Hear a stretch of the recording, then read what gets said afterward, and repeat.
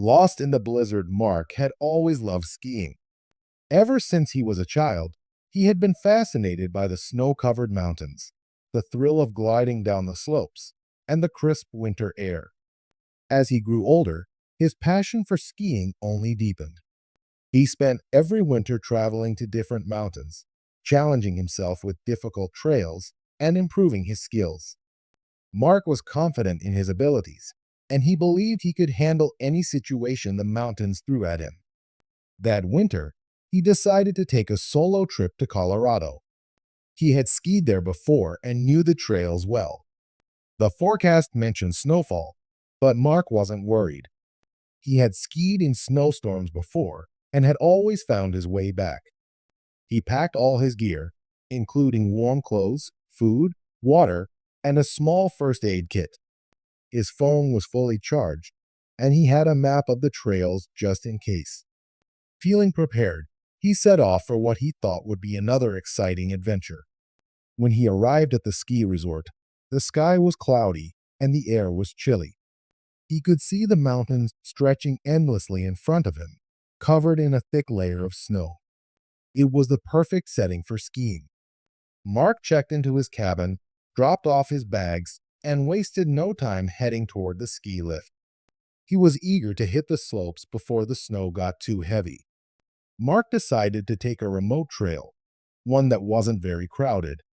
He loved the peace and quiet of skiing alone, away from the noise of other skiers.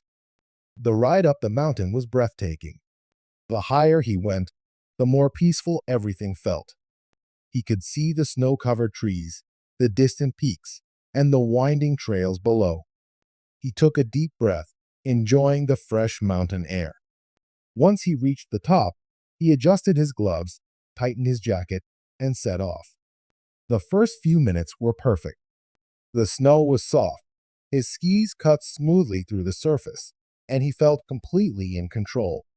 He moved quickly but with confidence, enjoying the rush of adrenaline as he weaved through the trees. But as he continued, the snowfall grew heavier. At first, it didn't bother him. He had skied in worse conditions before.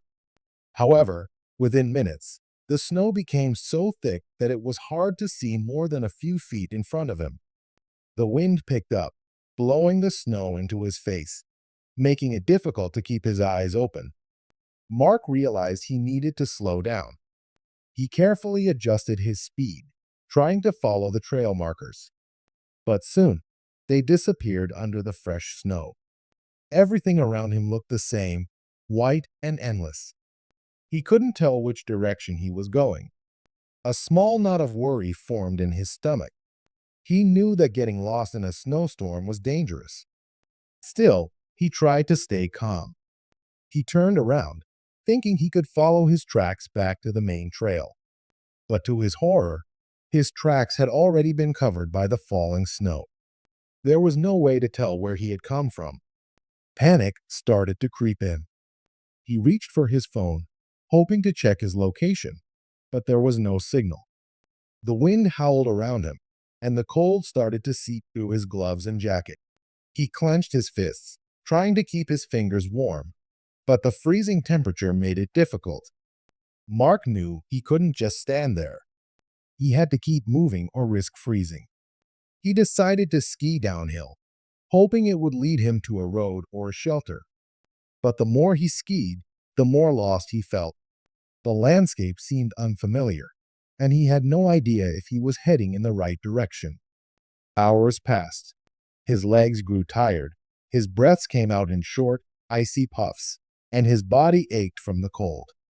The sky had turned dark, and the temperature had dropped even more. He was exhausted, hungry, and losing hope. Then, through the heavy snow, he spotted something, a small cave in the side of a hill. Relief washed over him. It wasn't much, but it would provide some shelter from the wind and cold. Mark stumbled toward the cave, his legs feeling weak. He crawled inside and collapsed against the wall. The cave was small, just big enough for him to sit and stretch his legs. He took off his gloves and rubbed his hands together, trying to get some feeling back into them. His body shivered uncontrollably, and his teeth chattered. He reached into his backpack, pulling out a protein bar and a bottle of water. The water was ice cold, but he forced himself to drink. He needed to stay hydrated and keep his energy up. As he sat there, the wind outside howled, making eerie noises as it echoed through the cave. He tried to stay calm, but fear crept in. He was alone, lost in the wilderness, with no way to call for help. And worst of all, the storm showed no signs of stopping. He knew he had to stay awake. If he fell asleep in the freezing cold, he might never wake up. He wrapped himself tighter in his jacket and tried to think of a plan. He would wait until morning, then try again to find his way back. Hopefully, by then, the storm would have passed. The night was long and brutal. His body ached from the cold, and every sound outside made him jump. Was it just the wind, or was there something else out there? He didn't know, and he didn't want to find out. When morning finally came, Mark felt weak. His body was stiff, his fingers numb, and his face burned from the frostbite. But he forced himself to stand. He had to keep moving. He stepped out of the cave and looked around. The snow had settled, and the storm had passed. Everything was quiet, almost too quiet. He took a deep breath and started walking. His legs felt like lead, but he pushed forward, determined to find his way back. Hours passed, and he grew more desperate. His energy was fading, and his hope was slipping away. But then, in the distance, he saw movement, figures dressed in bright ski patrol uniforms. Relief flooded through him. He waved his arms, shouting as loud as he could. One of the patrol members spotted him and rushed toward him. "Are you okay?" they asked, wrapping a warm blanket around him. Mark nodded weakly. "I got lost. The storm. I found a cave," he muttered, his voice barely above a whisper. The ski patrol quickly helped him onto a snowmobile and took him back to safety. Doctors examined him and treated his frostbite. He was lucky to have survived the night. As he lay in bed, recovering, he thought about everything that had happened. He had been overconfident, thinking he could handle anything. But nature had proven him wrong. He had learned a hard lesson. Never underestimate the mountains and never ski alone in dangerous conditions. From that day on, Mark never went skiing alone again. The shadow in the trees, Lena had always dreamed of a skiing trip in the Swiss Alps. She loved adventure, and when her friends suggested a winter getaway, she was excited. They planned everything carefully, choosing a small, cozy cabin deep in the mountains. It was the perfect spot, far from crowded ski resorts, surrounded by tall pine trees and untouched snow. The journey to the cabin was breathtaking. Snow-covered peaks stretched as far as they could see. The air was crisp and fresh. They had rented a large SUV to drive up the winding mountain roads. As they got higher, the roads became narrower and the trees thicker. "Are you sure this is the right way?" Mia asked from the back seat. She was nervous about the steep, icy road. "Yes, the GPS says we're almost there," said Jake, who was driving. "Just a few more minutes." Finally, they reached the cabin. It was made of dark wood, with smoke curling from a stone chimney. A thick layer of snow covered the roof. A small wooden fence surrounded the property, and beyond that, only the silent, endless forest. "This is amazing," Lena said, stepping out of the car and stretching. "It's like something from a fairy tale." They quickly unloaded their bags and brought everything inside. The cabin was warm and welcoming, with a fireplace, cozy furniture, and a kitchen stocked with supplies. It felt like home. The first night after a long day of traveling, they made dinner and sat around the fireplace. They laughed, told stories, and talked about their skiing plans for the next few days. Outside, the wind howled, shaking the trees. "Listen to that wind," Alex said, sipping his hot chocolate. "Sounds almost like whispers." Or footsteps, Mia added with a grin. Maybe there are ghosts in these mountains. Lena rolled her eyes. You watch too many horror movies. They all laughed, but later that night, something strange happened. As Lena lay in bed, she heard a crunching sound outside. It sounded like footsteps in the snow. At first, she thought it was the wind, but the sound was too steady. Someone, or something, was walking around the cabin. She sat up and listened carefully. The footsteps stopped. Must be an animal, she whispered to herself, trying to ignore the uneasy feeling creeping up her spine. The next morning, she almost forgot about it. They woke up early, ate breakfast, and got ready for their first day of skiing. The sun was shining, and the snow sparkled like diamonds. As they headed out, Lena noticed something strange. There were footprints around the cabin, but they didn't look like animal tracks. They were human footprints, and they led from the forest to the cabin, but not away from it. Did one of you go outside last night? Lena asked, pointing to the tracks. Everyone shook their heads. Maybe a hiker passed by? Jake suggested. At night? In this cold? Mia frowned. That doesn't make sense. They decided not to think too much about it and headed to the ski slopes. The day was perfect, and soon they forgot about the footprints. Strange symbols after an exhausting but fun day of skiing, they returned to the cabin. The sun was setting, painting the sky in shades of orange and pink. As they walked back, Lena noticed something else. Strange symbols carved into the trees near the cabin. Some were faded, but others looked fresh, like someone had just carved them. What do you think these mean? She asked, running her fingers over the marks. Alex took a picture. Maybe some kind of old language? Or just people messing around. It looks creepy, Mia said, shivering. Let's go inside. That night, the wind was even stronger. As they sat inside, they heard rustling sounds outside. Then, a loud knock on the door. They froze. Jake walked to the door and opened it quickly. No one was there. But there was something else. A trail of footprints, fresh in the snow, leading away into the forest. That's it. I'm officially freaked out, Mia whispered. They locked the door and checked the windows. Everything was secure. But the uneasy feeling didn't go away. The watcher in the woods the next day, they went skiing again. Lena still couldn't shake the feeling that something was wrong. As they skied down a quiet trail, she stopped to catch her breath. The others were ahead of her. That's when she felt it. Someone was watching her. She turned quickly. Nothing. The forest was silent. The only sound was her own breathing. But then, out of the corner of her eye, she saw it, a shadow moving between the trees. It was quick, almost too quick to be real. But she was sure she saw it. Lena, hurry up, Alex called from ahead. She forced a smile and skied toward them, but her heart was pounding.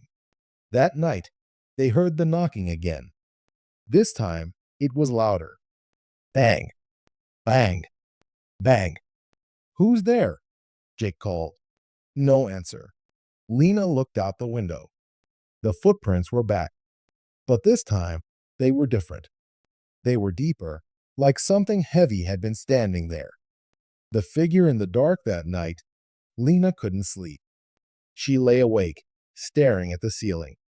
Then, a feeling washed over her, a feeling that made her skin crawl.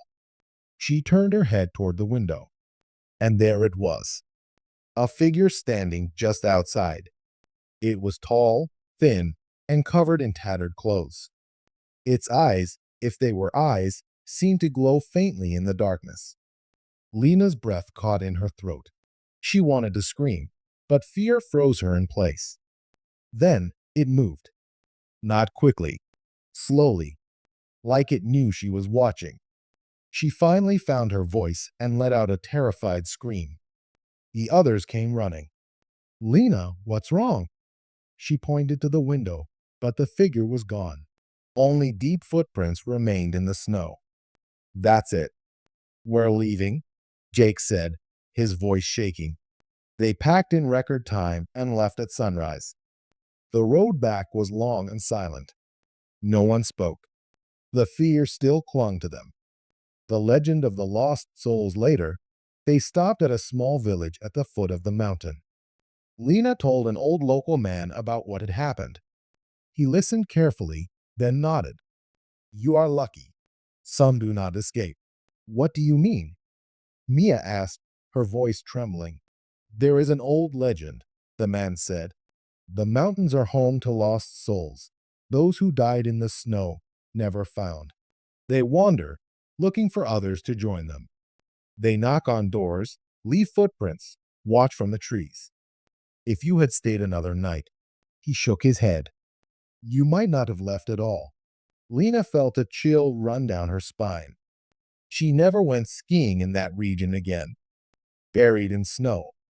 A tale of survival, Tom and his younger brother Jake had always been adventurous. They grew up in Colorado, where their father, an experienced skier, had taught them how to navigate the slopes before they could even read. Skiing wasn't just a hobby for them, it was their passion. They spent weekends practicing jumps, racing each other, and learning survival skills in case of emergencies. Over the years, their skills improved, and they started exploring more dangerous terrains, craving the thrill of the unknown. When they planned their ski trip to the Canadian Rockies, they were beyond excited.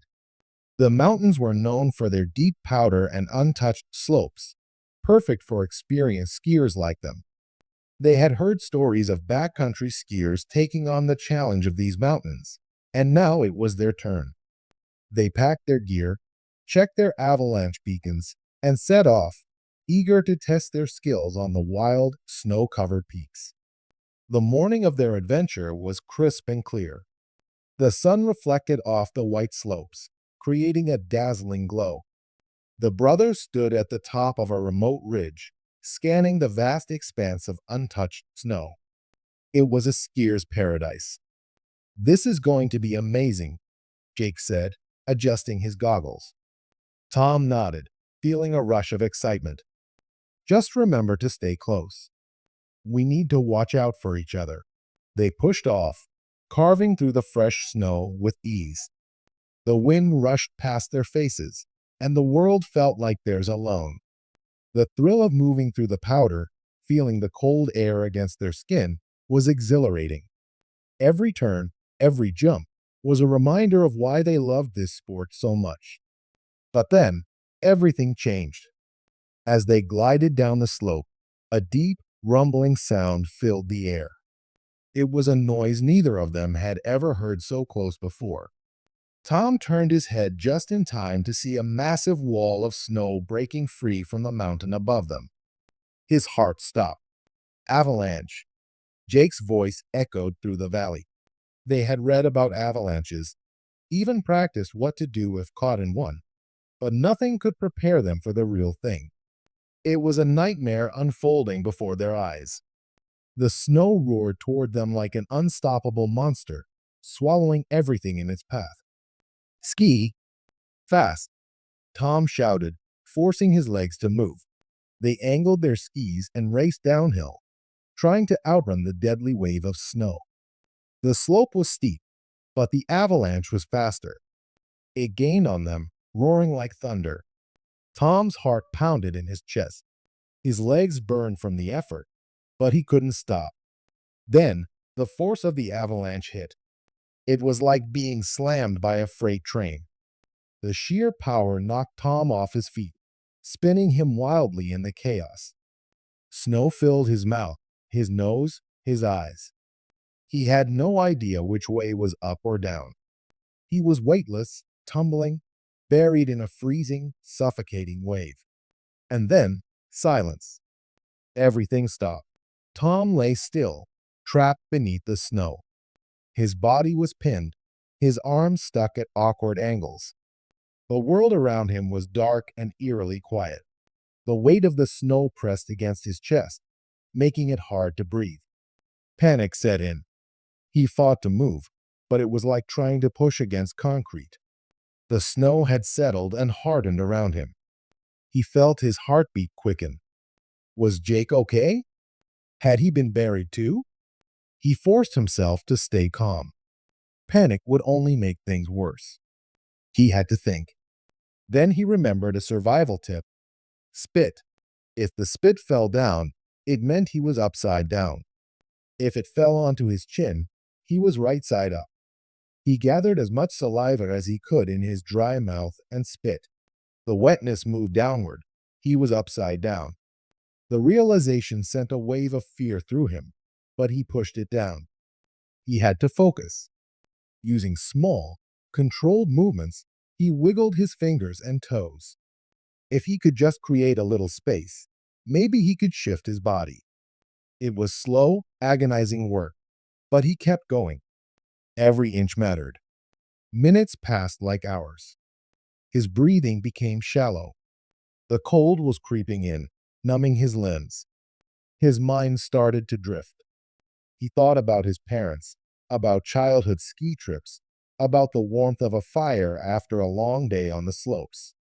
He couldn't let this be the end. Then, faintly, he heard something. Voices. Muffled, distant, but real.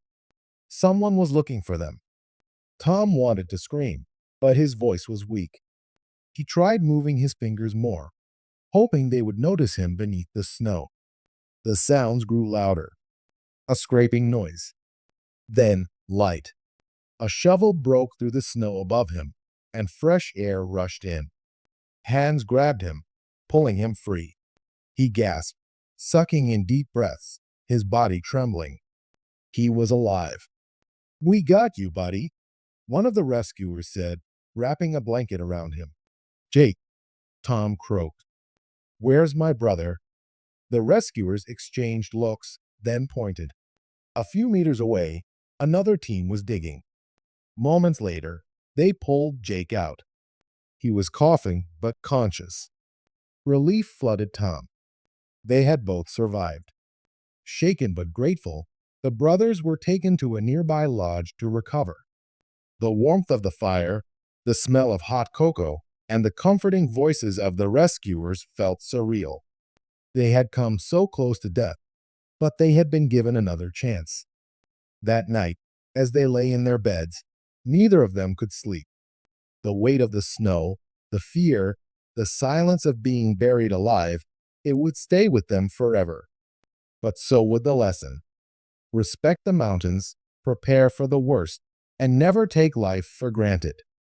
They had escaped, but they knew they would never be the same again. The frozen corpse Emma and her boyfriend, Chris, had always loved skiing at night. There was something magical about gliding down the slopes under the stars, the world silent except for the sound of their skis carving through the snow. They had been skiing together for years, and every winter they planned special trips to different mountains around the world. This time, they had chosen Austria, known for its breathtaking views and untouched snowy landscapes. One evening, after a long day of skiing, Emma and Chris decided to take one last run before heading back to their lodge. The usual trails were crowded, so Chris suggested they try a more secluded route. Emma hesitated at first, but the thrill of adventure convinced her to agree.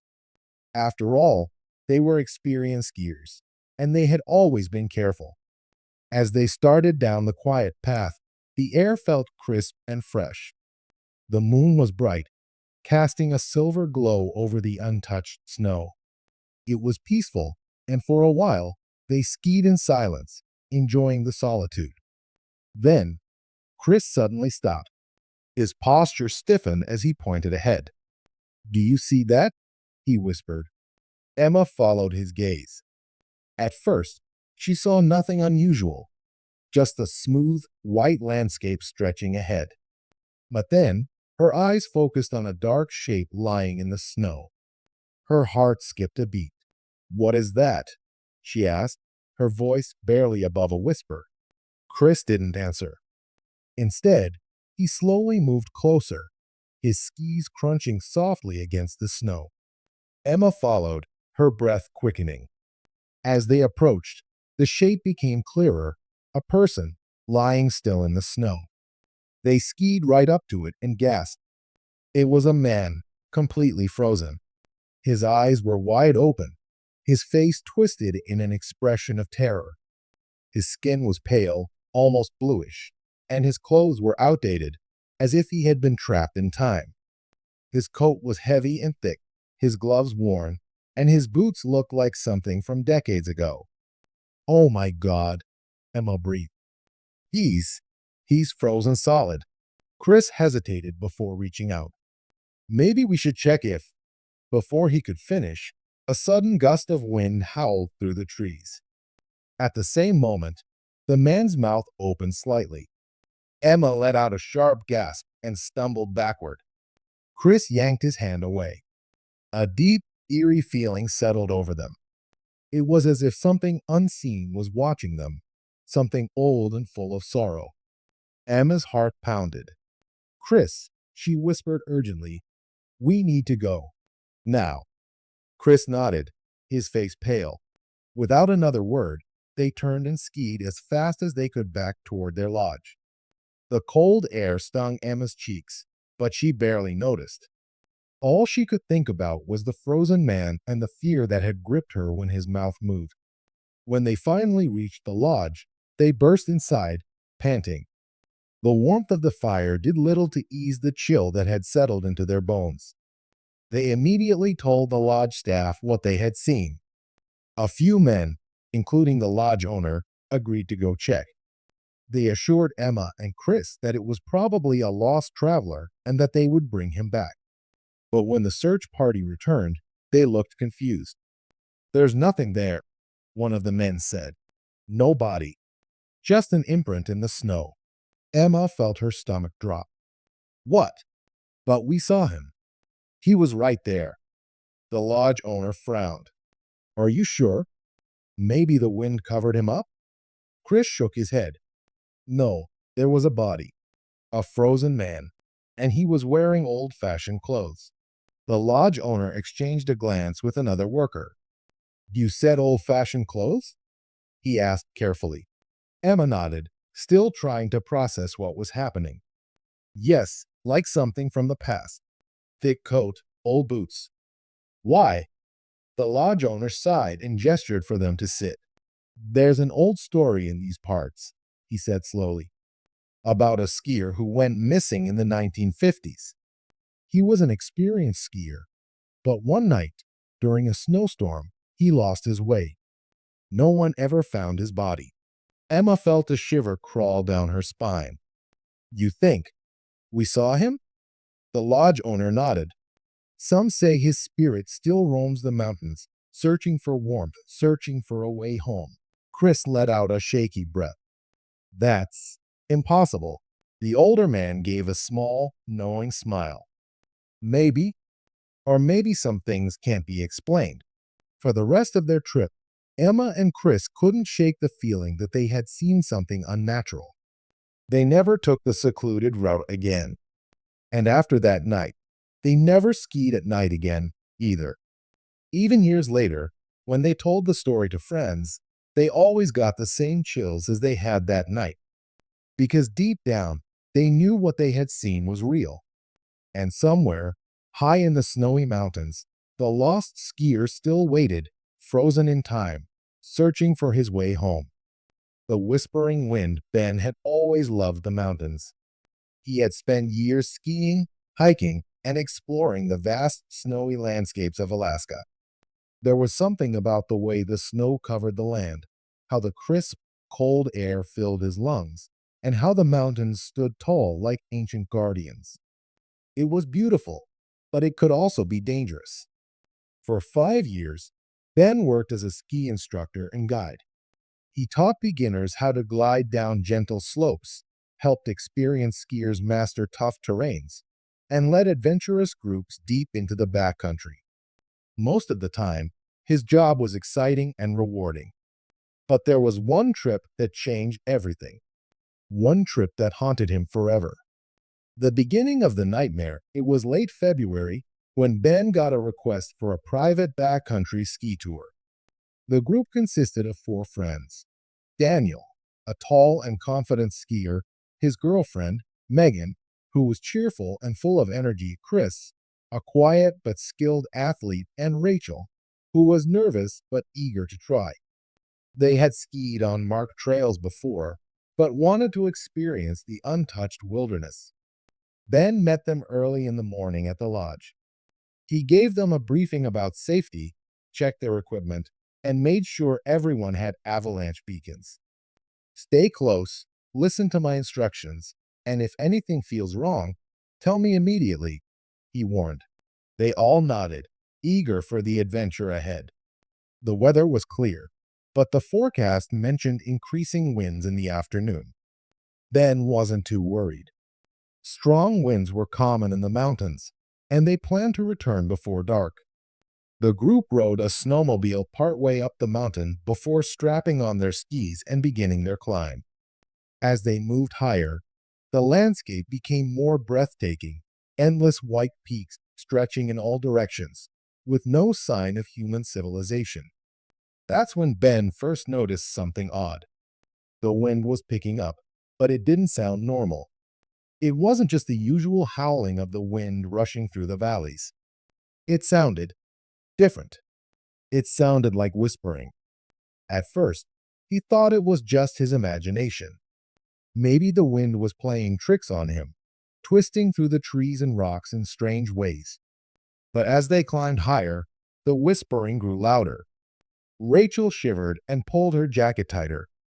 "Does anyone else hear that?" Megan laughed. "It's just the wind. It always sounds weird up here." "Right, Ben?" Ben forced a smile. "Yeah, probably just the wind." But deep down, he felt uneasy. Something is watching. As they reached the top, the group cheered. The view was incredible, and the snow was perfect for skiing. They took a few pictures before preparing to head down. "Stick together and follow my path," Ben reminded them. He led the way, carving smooth turns through the fresh snow. The others followed, their laughter and shouts echoing in the cold air. Everything seemed fine until Ben glanced back and noticed that Daniel was missing. He skidded to a stop. "Where's Daniel?" The others looked around, confused. "He was right behind me a second ago," Chris said. They climbed back up a little, calling Daniel's name. At first, there was no response. Then, a faint sound, like someone calling for help. But it was strange. The voice seemed far away, even though there were no trees or cliffs nearby for sound to bounce off. The whispering wind had returned, wrapping around them like invisible hands. It was impossible to tell where the voice was coming from. "Daniel!" Ben shouted. No answer, just the endless whispering. Then they saw it. Daniel's ski pole stood upright in the snow, but he was nowhere to be seen. Vanished, a heavy silence fell over the group. Chris ran toward the poles, his breath coming fast. "Daniel, are you messing with us?" "This isn't funny." No response. They searched the area, looking for any sign of tracks. But the snow around the ski poles was untouched. No footprints, no ski marks, nothing. It was as if Daniel had vanished into thin air. Rachel began to cry. Megan tried to comfort her, but her own face was pale with fear. "What do we do?" Chris asked, his voice shaking. Ben forced himself to think logically. "We searched the area. He couldn't have gone far." But after 2 hours of searching, there was still no sign of Daniel. No tracks, no torn clothing, no sounds, just the wind, whispering endlessly. As the sun dipped lower, Ben made the difficult decision to call for help. Using his radio, he contacted the rescue team. "We have a missing skier. No tracks, no signs of injury. He just disappeared." The search helicopters arrived within an hour, sweeping the mountains with searchlights. Rescue teams combed through the snow, calling Daniel's name. Dogs were brought in, but they found nothing. It was as if Daniel had never been there at all. The search continued for days. Every possible explanation was considered: an avalanche, a hidden crevasse, even foul play. But there was no evidence of anything. No tracks leading away. No sign of struggle. Nothing. Ben couldn't sleep. Every time he closed his eyes, he heard the wind whispering, felt an unseen presence watching him. The mountains no longer felt beautiful. They felt haunted. Locals began sharing an old legend. They called it the Whispering Wind. According to the stories, the mountains were home to spirits of lost travelers, souls who had disappeared without a trace. The legend said the wind was their voices, calling out, luring others to join them. Ben had never believed in ghosts, but now he wasn't so sure. The aftermath weeks passed, but Daniel was never found. His friends left, devastated, forced to return home without him. Ben quit his job shortly after. The mountains no longer felt like home, they felt cursed. He never skied there again, never climbed those peaks. Every time the wind howled outside his window, he shivered, remembering the whispers, remembering how Daniel had vanished. And deep down, he feared that one day the whispers would come for him too. The end.